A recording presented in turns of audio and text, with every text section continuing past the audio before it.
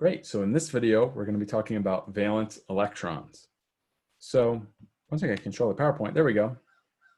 We want to be able to write the valence electrons of main group elements. And then we also want to be able to write this thing called a Lewis diagram or dot diagram for atoms that are in the main group elements.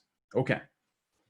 So valence electrons, they're the s and the p electrons of the highest occupied energy level, the outermost electrons of an atom. So here we have a few examples, okay, beryllium, magnesium, calcium, with their noble gas cores. Remember we talked about that in the last video. And so these guys right here, these s electrons, are the valence electrons for these elements. Okay, so in general then, group 2A or group 2 elements, and remember the groups are the columns, and so the numbers for the groups are on the top right here. So these guys have a valence electron configuration of Ns2, where N, okay, is the principal quantum number. It's the row number that you're in. So for the example problem listed here, it says identify the group whose electron configuration has the highest occupied energy level of Ns2, Np2, where N can be basically any number, okay, any row. Okay, we're talking about the group, so we're looking for the column basically that has this. Well, there's a few ways you could do this, but let's just write the electron configuration for a few different elements, okay? So let's say we wanted to write the electron configuration for boron, okay? So let's check out boron here. So we know we're in the second row, okay? And we're in the P block, okay? So that's promising because we need that here, okay? And then let's see here. We know before that we have 2s, and before that we have 1s, okay? And then boron has 5 electrons, so we fill it up here, okay? So that's 2 here, 2 here, and there is just 1 here, okay? And if I write this in a noble gas configuration, maybe that will make a little bit more sense here for what I'm about to say. So this would just be helium. If you have questions about that, go to the last video, but this is boron. And boron's not the answer, right? Because this is looking for Np2, right? And this is right now is Np1, okay? Where again, N can be any number. It could be, you know, a 3p, a 4p, etc. So boron is not the answer, or group 3A, I should say, is not the answer, of which boron is a part, okay? So group 3A is the answer. And of course, if we just go over one group, let's say this is for now carbon, okay? Okay, element for carbon. Well now, okay, carbon has 1 extra electron. It has 6 electrons. So it actually gets 1 more right there, okay? So this is now Np2. So the answer here is group 4A, or 14.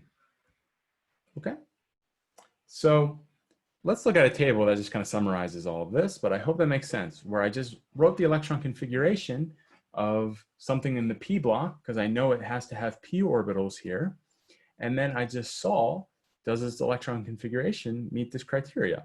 The first element that I encountered was boron. It didn't meet the criteria, so then I just moved over to the next element, carbon, and I added an electron. And when I did that, I saw that it matched. So group 4A is the answer. And if you wrote the electron configuration for silicon or germanium, which are also in that group, you would see that they would also be Np2, or they would have 2 electrons in their highest occupied p orbitals. Okay, so hopefully that made sense. Here's a table summarizing it all, okay, if it didn't make any sense. And talking about something called a Lewis dot symbol. So ignore that for a second. This is the highest energy electron configuration for these groups, okay? So for group 1A, the first column, it's Ns2. For group 2A, it's let me back up. I don't know what I just said, but I felt like it was wrong. So for group 1A, it's NS1 is the highest energy electron configuration. So I'll say that again because I said it wrong the first time. For group 1A, the highest energy electron configuration is NS1, okay? For group 2A, okay, the highest energy electron configuration is NS2.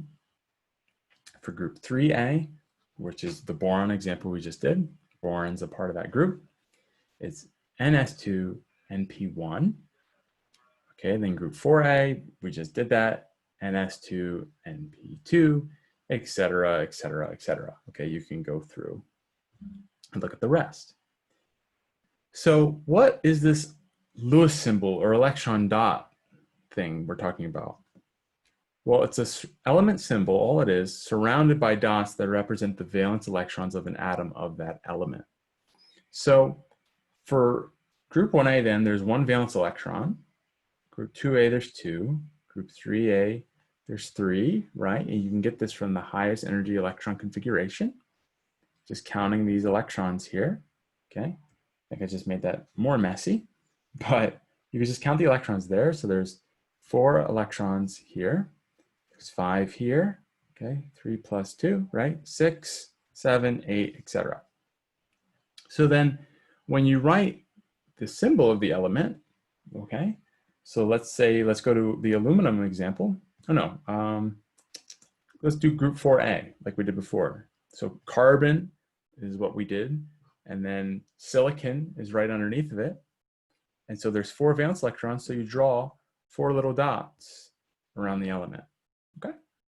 And again, it just corresponds to the number of valence electrons. And remember, the valence electrons are the S and the P electrons. Okay, so hopefully this is making sense. Just erase this for now, so it's not too confusing. So that's what we're gonna do. So take a moment just to look at this chart and familiarize yourself with it and get an understanding of what we're talking about here, okay? And so let's do an example then. So let's write the electron dot symbols for the elements whose atomic numbers are 38 and 52. Okay, so first thing we're going to do, we're going to write the electron configurations for these elements, and we're going to do so using a noble gas configuration because that'll tell us exactly the electrons in the highest occupied energy levels. So element number 38 is shown here. It's strontium. I believe it's strontium. Now I'm going to Google it real quick. So is it strontium? SR? Hold on, bear with me.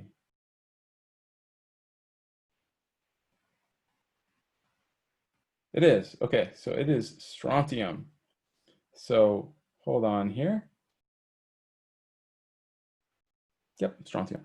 I don't know why. I knew it was strontium, but it just sounded wrong. So that's element number 38. Okay, so if we want to write the noble gas configuration for it, we go to the noble gas, the end of the row before it. So strontium's in row 1, 2, 3, 4, 5. So we pick the noble gas that ended row 4, which is krypton. Okay, and then strontium is in row 5. It's in the S block. Okay, so again, it's in row 5. It's in the S block, and strontium has 38 electrons, 36 of which are already accounted for in the noble gas core, right? If we wrote out the full electron configuration, 36 of them are taken up by the noble gas. So we only have 2 left, okay, for strontium. So there's 2 electrons here. Okay, hopefully that made sense to you. If not, go back, review the video on electron configurations. So here then, what I'm going to do is write, so that's element number 38. I should have wrote a symbol down for us. So its Lewis dot diagram is going to look like this. It's going to have 2 electrons. Oh, 2 electrons right there. Okay. So that's its electron dot symbol, I should say. And again, those 2 little dots represent the 2 valence electrons right here. Okay, 2 dots. Okay, so let's do element number 52. Okay, so element number 52, if you find it on your periodic table, is tellurium.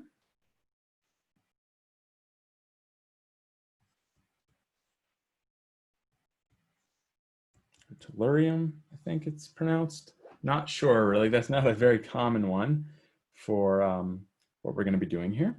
So give me 1 second here. Yep. Okay, so tellurium, I will say that's right pronunciation. So again, we're going to do its noble gas core. It's actually in the same row, I believe. Yep. So it's still going to have the same core. And moving a little bit quicker, okay, it's going to have 5s, 4d, 5p orbitals, because it's in the p block on the 5th row, right? So it has at least 5p, and that means it must have 4d and 5s. If you go back to the energy order of these sublevels and orbitals, okay? And of its electrons, 36 of them are taken up by the noble gas core. So it has basically 52 minus 36 electrons left, okay, for us to deal with here. And those are the ones that are going to fill these orbitals. So that leaves us with 16, right, electrons left. And we're going to fill them up from left to right. So I know there's 2 that go in the s orbitals here. So now there's 14 left. There's 10 that can go in the d orbitals, okay? And now there are 4 left that go in the p orbitals, okay? So hopefully you see how I did that. Again, the noble gas took care of 36 of them. So that left me with 16 electrons left to fill these orbitals. And you start with the lowest and work your way up. Okay. So now, what is the electron dot symbol for this element? Well, remember, it's only the s and the p orbitals, or electrons in those orbitals, I should say, that we're worried about. So we're only going to have 6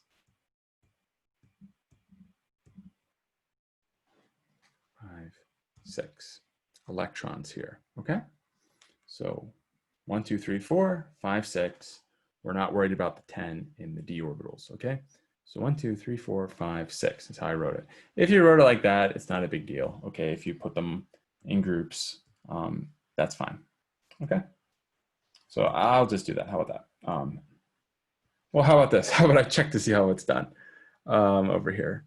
So 1, 2, 3, 4, 5, 6. Yeah, they wrote it like I wrote it before. So I'll just be consistent. But if you did it the other way, no big deal. Okay. So that's Lewis symbols examples here. Okay. So in the next video, we're going to talk about trends in the periodic table. Hopefully what I just did made sense, gave you more practice with electron configurations. Make sure to do the homework, and then let's move on and talk about trends in the periodic tables in the next video. So see you there.